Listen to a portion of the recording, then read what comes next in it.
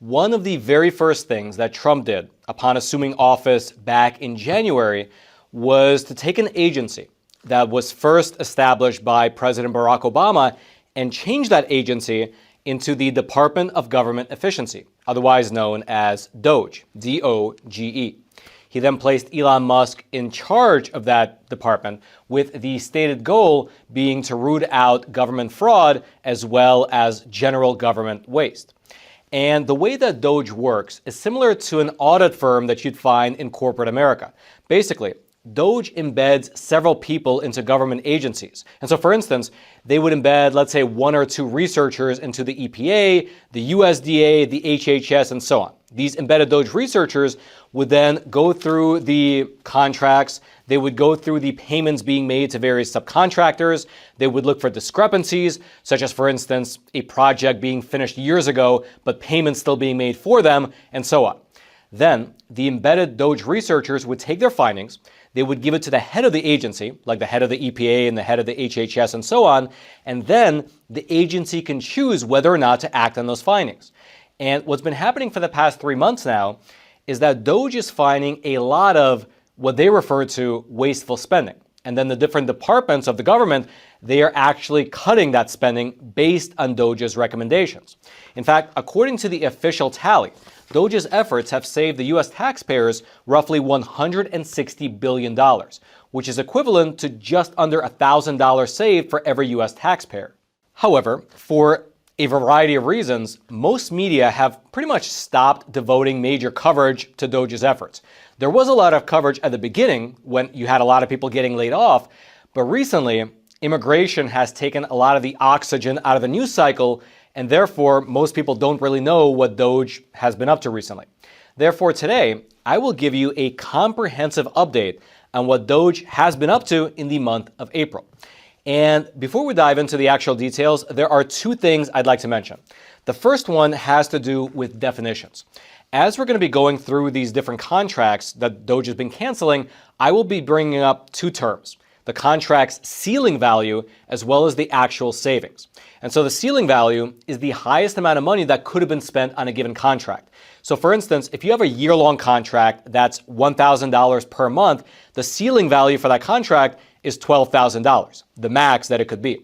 The savings, however, is the amount that the taxpayer actually saves if the contract is canceled. And so for instance, if you take that same contract and you cancel it after 3 months, the savings will be $9,000 because $3,000 has already been spent. You can't get that back, but by canceling it, you can save $9,000, which has yet to be spent. So that's the difference between ceiling value and the savings amount. That's the first thing. The second thing I'll mention is that we're only going to be going through the top line items that Doge has canceled. We're not going to be doing a deep dive into each item because that would take a really long time to do. And having said that, there is a lot of nuance to the projects, initiatives, and contracts that Doge is cutting. And while many people are thrilled with the amount of money that Doge is saving, there are many other people who are not happy with Doge at all, evidenced by the anti-Elon protests. As just one example, take the U.S. Institute of Peace. Based on Doge's recommendation, it was recently shut down, saving the U.S. taxpayers roughly $55 million per year. Those are great savings. However, if you liked the U.S. Institute of Peace, then you are likely not thrilled with that development. That is just one example. And in this video, we're not going to be going through the nuances of why the Institute of Peace was shut down. I'll just give you the dollar amount that was saved because it was shut down. And so, with those caveats out of the way, let's smash those like and subscribe buttons and begin to go through what Doge has been up to in the month of April in chronological order, starting with April 1st. That was when Doge posted the following on Twitter, quote, "Each year, the United States Institute of Peace, the USIP, receives $55 million in congressional taxpayer funds. Prior management would sweep excess funds into its private endowment with zero congressional oversight. In the past 10 years, the U.S. Institute of Peace has transferred roughly $13 million to its private endowment, mainly used for private events and travel." They then followed up to their own post with an update saying that the $13 million in question has actually been removed from the private endowment and returned over to the U.S. Treasury Department, in effect, giving the U.S. taxpayers a refund. Also, this happened before April, but I will mention it here. The U.S. Institute of Peace as a whole was actually shut down by the Trump administration, which will effectively, as I mentioned earlier, save the U.S. taxpayers roughly $55 million per year into perpetuity. That's the amount that was the budget of the USIP every single year. Then, moving on to April 2nd, Doge made two separate announcements. The first was an announcement that 80 federal contracts have been terminated with a ceiling value of $203 million and a savings of $139 million. Among these 80 canceled contracts, Doge highlighted several specifically, such as a consulting contract within the State Department, which was paying 2.1 million U.S. taxpayer dollars to a senior advisor in the Democratic Republic of Congo. It's unclear why exactly they were paying that amount. And then there was another contract that was paying $380,000 per month to a contractor who was, quote unquote, making minor website modifications on the VA website. Interesting side note, that particular contract was terminated, and those minor website modifications are now being handled by a single software engineer within the VA who apparently spends roughly 10 hours per week doing it. Also, on that same day, on April 2nd, Doge announced a second set of 47 federal contracts that have been canceled with $87.5 million in ceiling value and $30 million in savings. Again, the savings value refers to the chunk of money that was yet to be distributed. And among this second batch, they highlighted a $3.4 million State Department consulting contract for, quote, aviation advisors in Kenya, although it's not exactly clear what that was. Moving on April 3rd, Doge announced the cancellation of $25 million worth of DEI grants, totaling $15 million in actual savings. Highlighted among these canceled DEI grants were the following. You had $265,000 for Queens College in New York to research why Black, Indigenous, and non-white teens read Japanese anime. You had $250,000 to erect LGBTQ plus historical markers across Ohio. You had $140,000 to establish LGBTQIA safe spaces in libraries at the University of Carolina. You had $400,000 for the University of Texas to study LGBTQ plus library users' metadata. And then you also had $6.7 million that was going to the California State Library to enhance equitable library programs. The next day, which was April 4th, Doge announced that the General Services Administration saved $1 million per year by converting 14,000 old magnetic tapes into modernized digital records. Then, on April 5th, Doge announced the termination of 63 federal contracts with a ceiling value of $124 million and savings of $39 million. Highlighted among this batch of canceled contracts, you had the following. A $1.9 million State Department consulting contract for global advisory and support services for the Republic of Palau in the Micronesia region, as well as a $1.25 million HHS contract that was given to a marketing consultant to manage Google AdWords for the health department. And by the way, just as someone myself who's worked in the realm of advertising before, paying someone north of $1 million a year just to manage your Google AdWords is astronomical. If I was a marketing consultant that got that kind of a contract, I would be thanking my lucky stars every single night.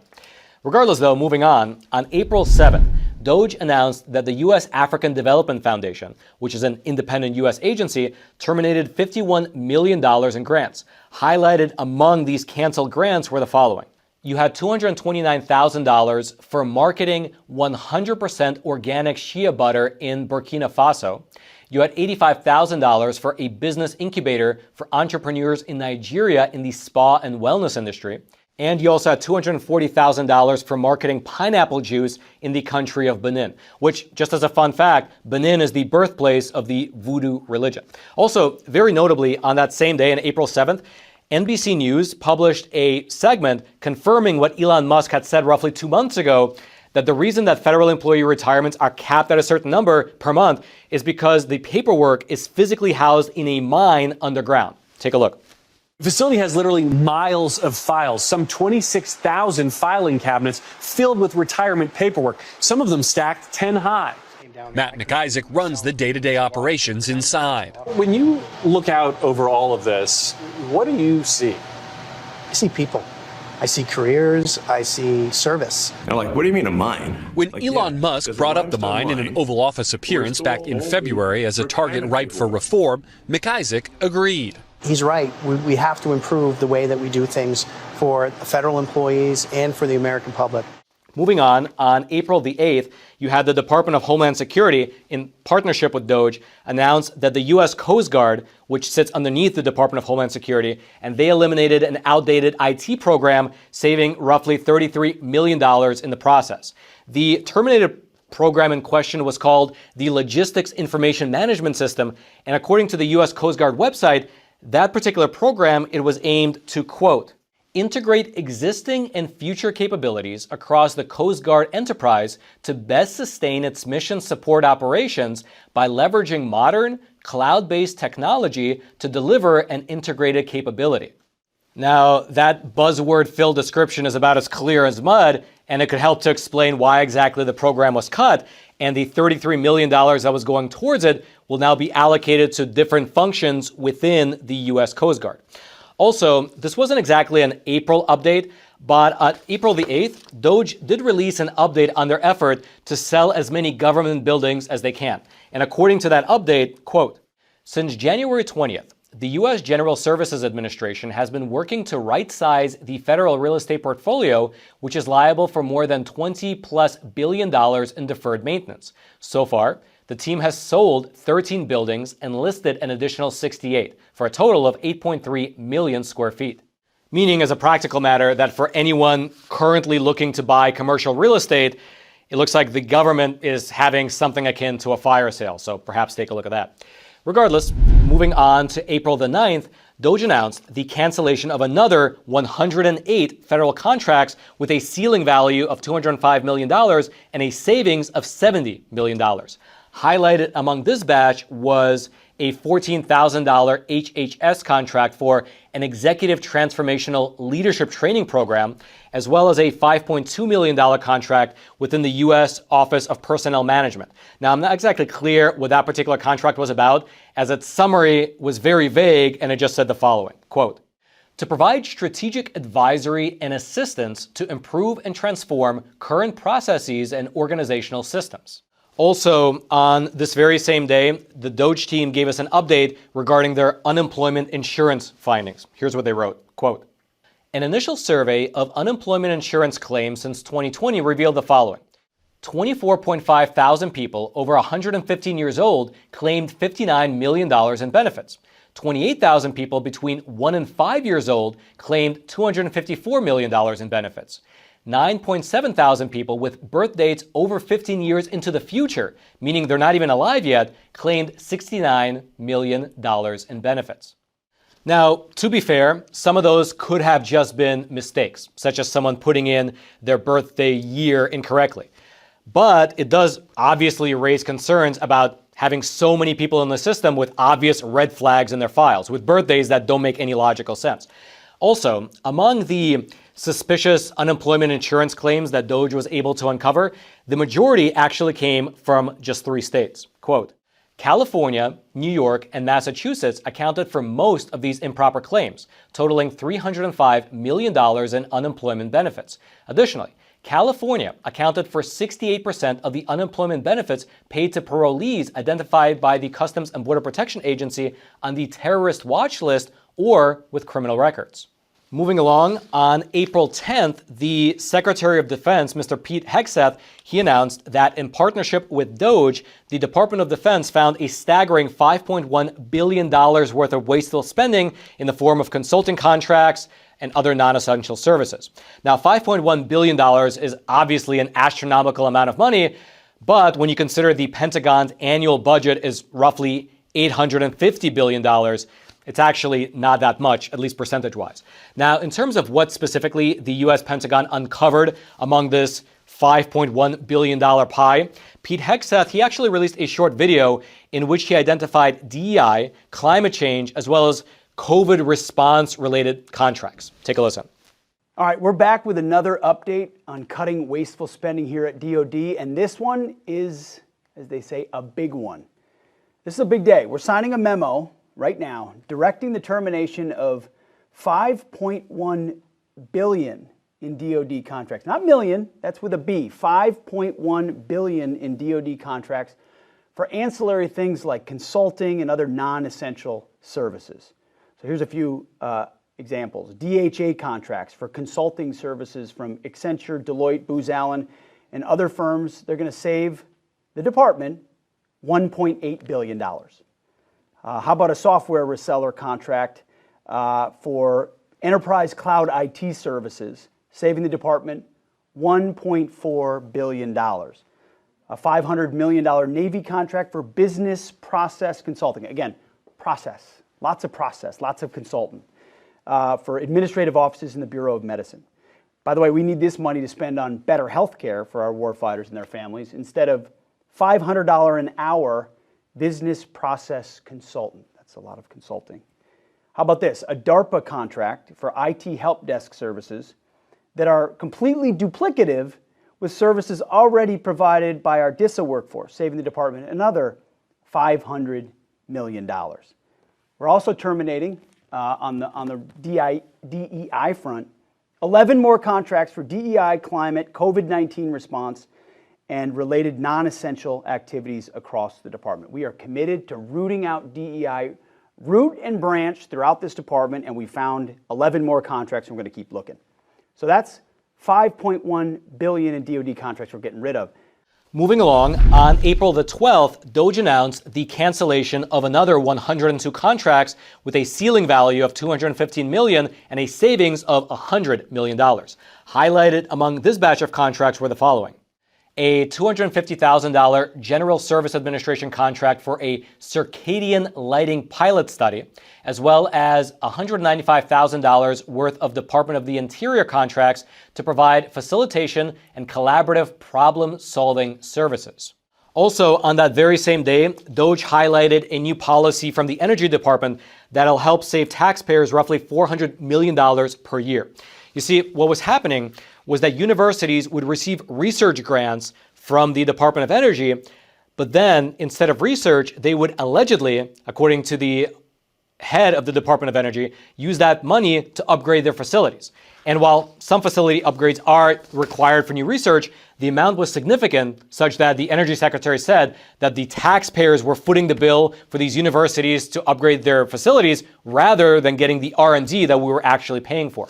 Therefore, moving forward, this is going to be the new policy. Quote, "The new Department of Energy policy caps university grant overhead at 15%, consistent with for-profit, nonprofit, and state/local government awardees.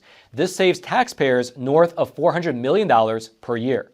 Moving on April 14th, Doge announced the cancellation of 180 spending contracts with a ceiling value of $3.38 billion and a savings amount of $2.6 billion. Highlighted among this tranche of contracts were the following: an $85,000 EPA contract for live plant maintenance services, I guess also known as landscaping, as well as a $265,000 HHS contract for social media monitoring, subscription, training, and platform setup. Also, on that very same day, Doge highlighted that the VA, they canceled a $3.9 million per year contract for salary survey data and analysis, and they replaced it with a $5,000 per year contract to do the very same thing. Then, moving along to April the 15th, Doge announced the cancellation of 139 State Department contracts worth $215 million. Highlighted among this tranche of contracts were the following: $5.2 million for media diversity programs in the UK, $2.5 million for advancing critical civic engagement in Uzbekistan, $2 million for expanded newsroom sustainability and engagement in Moldova, $1 million for channeling gig workers' rights in Brazil, $2.4 million for responding to disinformation through creative content in Belarus, $1.7 million for independent media for peace and democracy in Europe, $1.5 million for a woman-led gendered approach to justice and accountability program, $1.7 million for a program called Be Media Wise in Bulgaria, $900,000 for a place for women to join to organize in Mauritania, $750,000 for building the migrant domestic worker-led movement in Lebanon, as well as $740,000 for a feminist free expression initiative in Tunisia. Also, on that very same day, Doge highlighted a statement from the Secretary of the Treasury who said the following, quote, "The IRS has successfully saved $2 billion without any operational disruptions by eliminating wasteful contracts, such as auto-renewed licenses unused for years." And then also, apparently April 15th was a very busy day, Doge announced the termination of another 57 federal contracts with a ceiling value of $1.68 billion and a savings of $1.5 billion. You then fast forward to April 18th, and that was when Doge announced the National Science Foundation canceling 402 DEI grants for a total of $233 million in savings. Highlighted among them was $1 million earmarked for anti-racist teacher leadership for statewide transformation. Then you fast forward a few days, and on April 23rd, Doge highlighted the Justice Department's cutting of millions of dollars worth of grants. Now, the total dollar amount for this tranche of savings isn't clear, but included among these programs that were cut by the Justice Department are the following. $2 million for national listening sessions of individuals with lived experience, $695,000 for a parallel convergent mixed methods case study research design to assess the efficacy of police departments' LGBTQ liaison services, as well as $250,000 for working with incarcerated transgender individuals providing gender-affirming care to including housing in gender-appropriate facilities. Then the next day, on April 24th, Doge announced the cancellation of 269 federal spending contracts with a ceiling value of $845 million and a savings of $255 million. And also, aside from those contracts, federal agencies also terminated $90 million worth of grants, including the following. $995,000 for a Black, Indigenous, and People of Color culinary program, as well as $625,000 for a Russian Far East biodiversity partnership. Also, on that very same day, on April 24th, the U.S. Navy announced the cancellation of several IT contracts, as well as 45 grants, totaling $300 million in savings. And in a video that came out alongside that statement, the Navy Secretary thanked Doge for being the ones who identified what he referred to as this wasteful spending. Here's specifically what he said. By eliminating this waste, we'll save almost $300 million. I commend the Doge team for finding these opportunities to help save the Navy and increase our readiness and warfighting capability. Then the next day, which was April 25th, Doge announced that the National Science Foundation canceled an additional 701 DEI grants for a total of $203 million in savings. Highlighted among this tranche of canceled grants was one titled Building Racial Equity in Marine Science. And then also later on that same day, Doge announced that over the prior 2 days, government agencies terminated 226 contracts with a ceiling value a little over $1 billion and a total saving amount of $555 million. And then finally, on April 29th, which is today, which is the day we're filming this episode, Doge announced that the Department of the Treasury went live with their automated payment verification system. Now, this was something that Doge recommended they implement in order to reduce the number of improper payments that were being made, and apparently it's working. Here's specifically what they wrote, quote, "Last week, the Department of Treasury went live with its first automated payment verification system.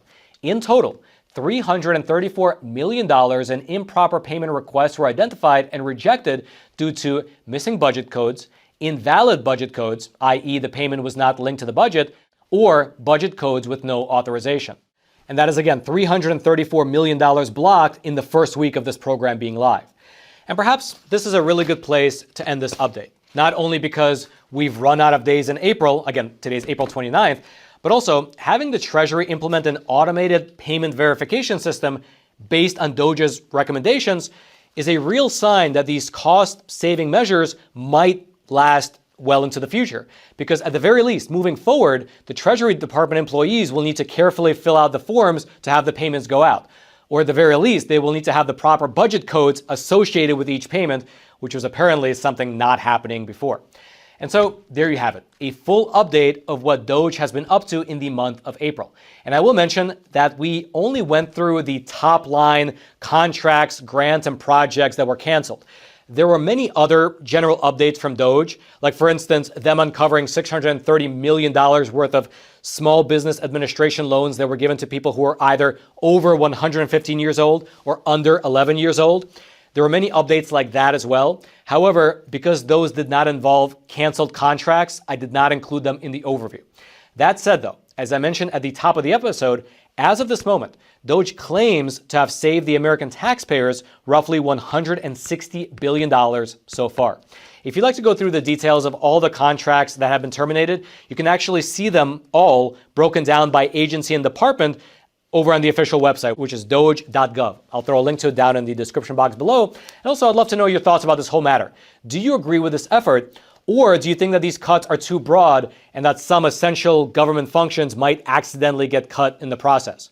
Or do you think that even if these essential functions get cut by accident, you can just restart those functions later, but in this process, you can reduce the total amount of waste? I'd love to know your thoughts. Please leave them in the comments section below.